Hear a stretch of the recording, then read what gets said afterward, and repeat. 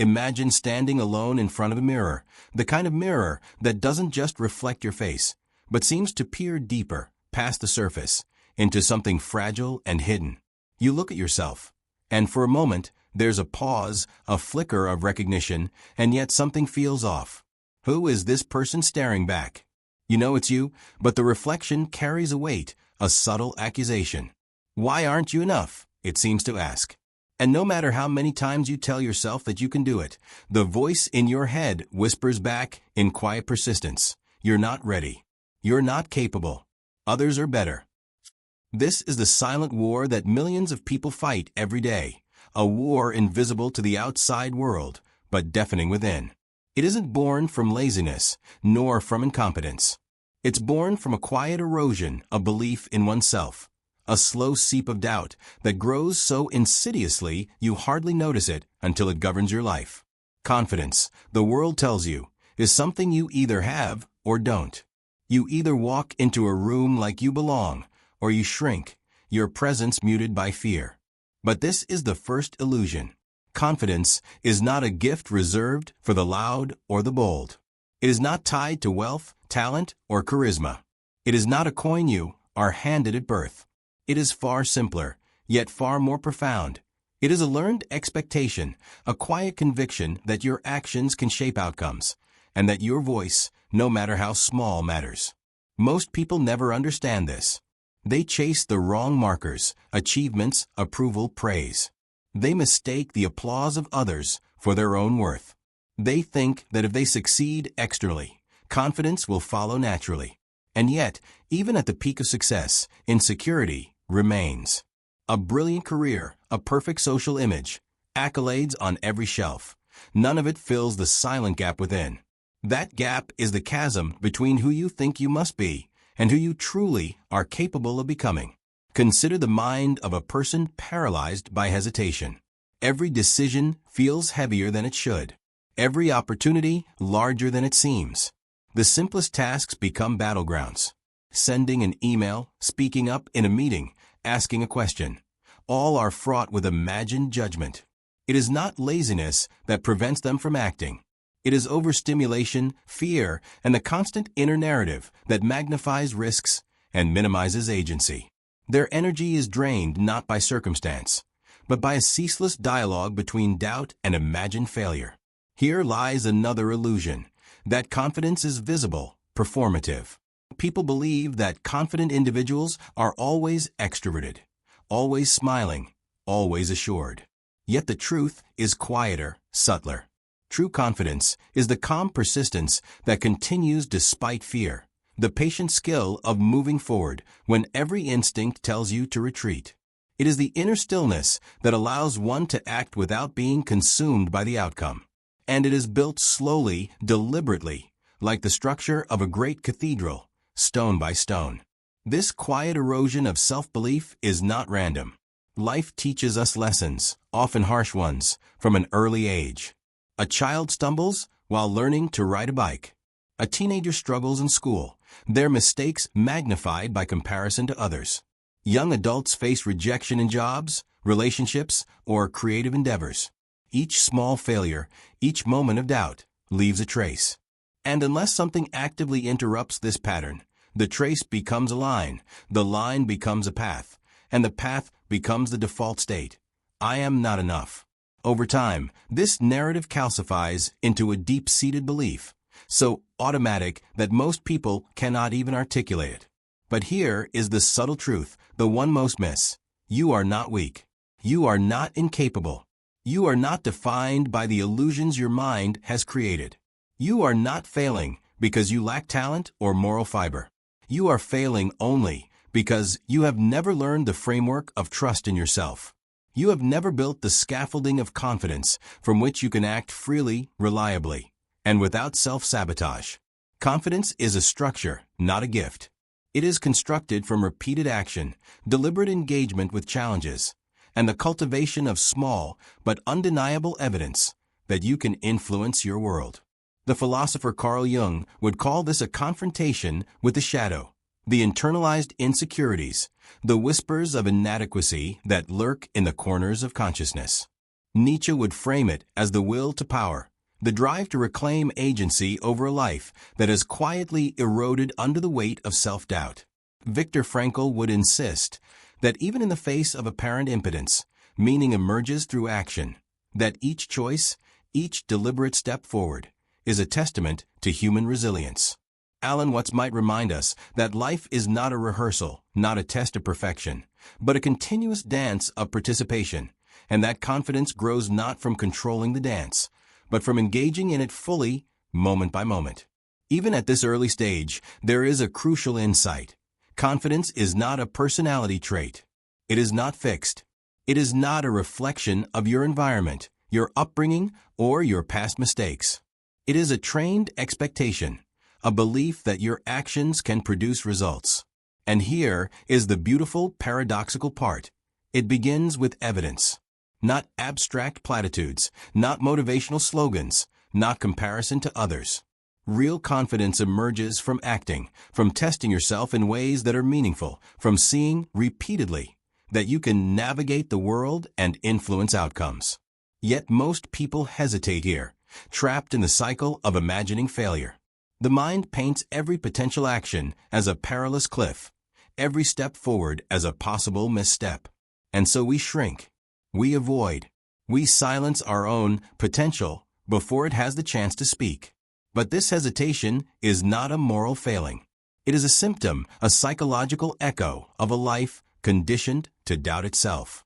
The remedy is simple, though not easy. Begin. Start small. Act deliberately. Collect evidence that challenges the old narrative.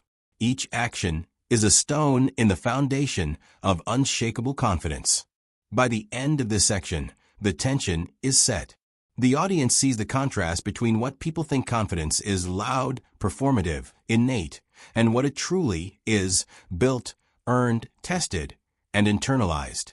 They understand the problem, feel the weight of their own hesitation, and sense the quiet possibility of change. The narrative sets the stage for the next step, understanding the precise framework that allows ordinary people to cultivate extraordinary confidence. And as the cinematic scenario closes, the reflection in the mirror begins to shift ever so slightly. There is no dramatic transformation yet, no sudden epiphany. Just a flicker of awareness, the first tremor of realization. The reflective voice closes with a line that bridges the emotional tension into the next phase of exploration. Confidence isn't who you are. It's who you become when you finally trust your ability to act. Confidence, as we have begun to see, is not a gift but a structure, a carefully constructed edifice of belief in one's own agency. To understand how to build it, we turn to Albert Bandura, the psychologist who uncovered the hidden engine behind human capability: self-efficacy. Self-efficacy is the belief that your actions matter, that what you do can influence the outcomes you experience. It is the quiet assurance that when life presents a challenge, you possess the tools, the resilience, and the judgment to navigate it. It is not arrogance. It is not blind optimism. It is grounded in reality, in the repeated evidence that action produces consequence.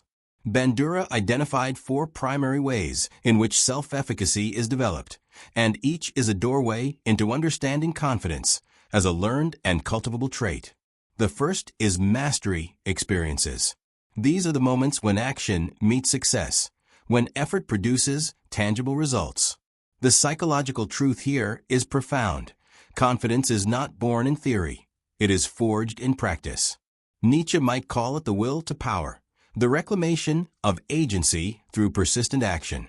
Each small victory, each task completed, each obstacle overcome becomes a brick in the foundation of belief. The task does not need to be grand. In fact, the most enduring self-efficacy is built from micro-moments of competence. Finishing a project you procrastinated on, speaking up in a small meeting, completing a workout you doubted you could. Each act whispers a subtle truth: you can. The second pillar is social modeling. Humans are inherently relational creatures. From birth, we learn not only through trial and error, but also by observing others. Watching someone similar to you succeed does more than inspire. It creates a map of possibility. It demonstrates that the path exists, that the challenge is surmountable. Imagine a young writer seeing another struggling writer achieve publication. The model shows not just the outcome, but the method: persistence, trial, failure, revision, and finally, success. Jung would recognize this as engagement with archetypal patterns, seeing the hero's journey mirrored in another's life. We absorb not just techniques, but also the belief that the journey is possible. The shadow of self-doubt is confronted by witnessing the light of human capability reflected in another. The third pillar is social persuasion. Words matter, but not in the way slogans or compliments might suggest. Persuasion works when it communicates genuine belief in the individual's capacity to act. Viktor Frankl emphasized the human responsibility to choose meaning, even when circumstances are bleak.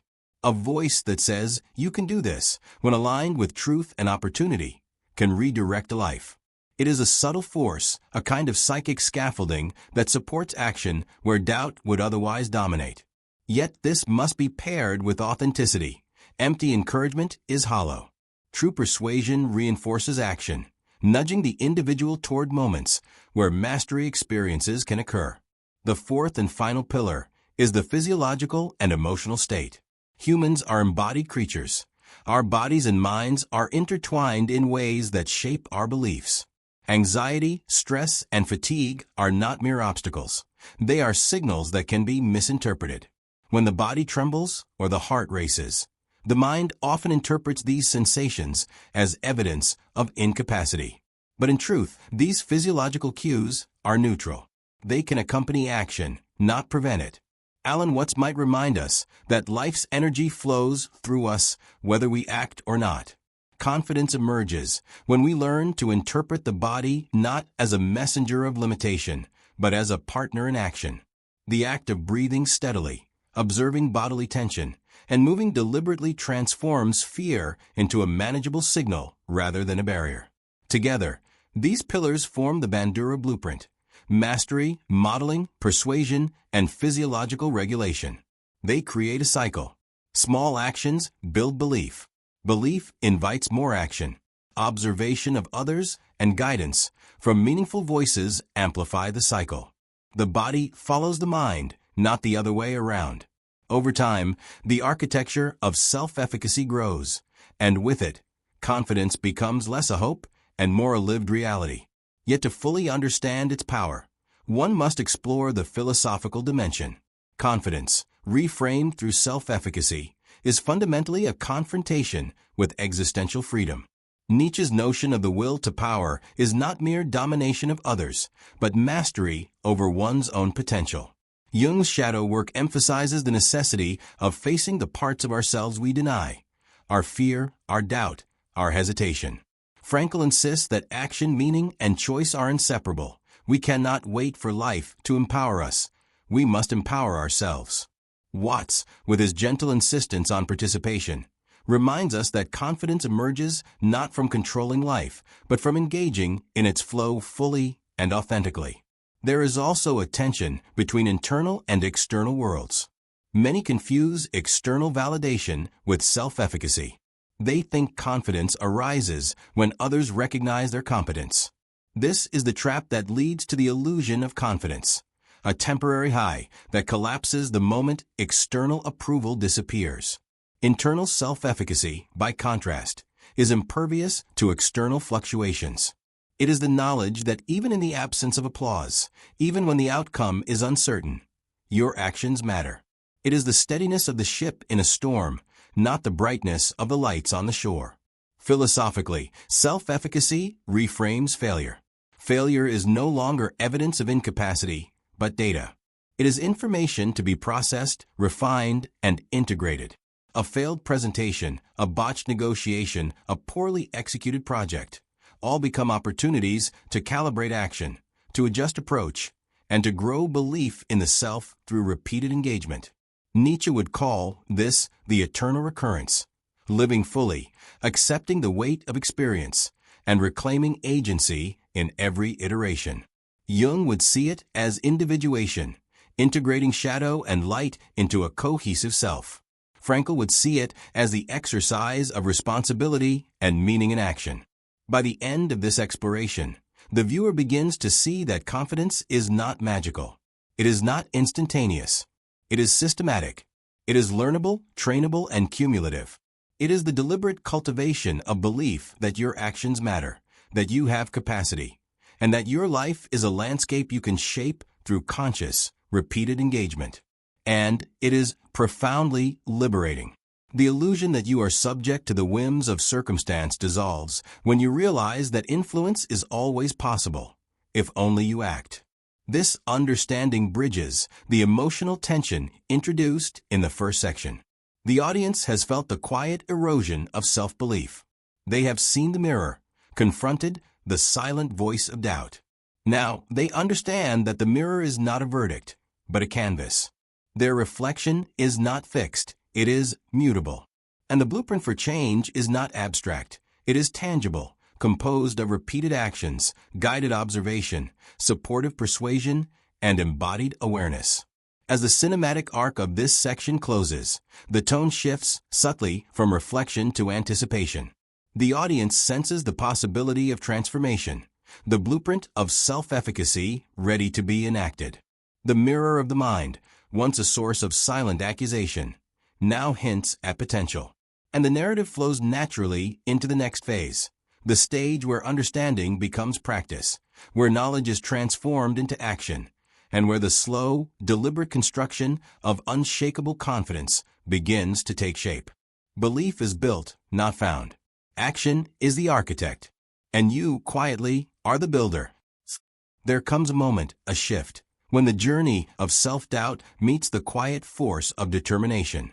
It doesn't happen with fanfare, nor with grand declarations. It happens in the silence between thoughts, in the brief pause before action. It's the moment you realize, I am no longer waiting for confidence to appear.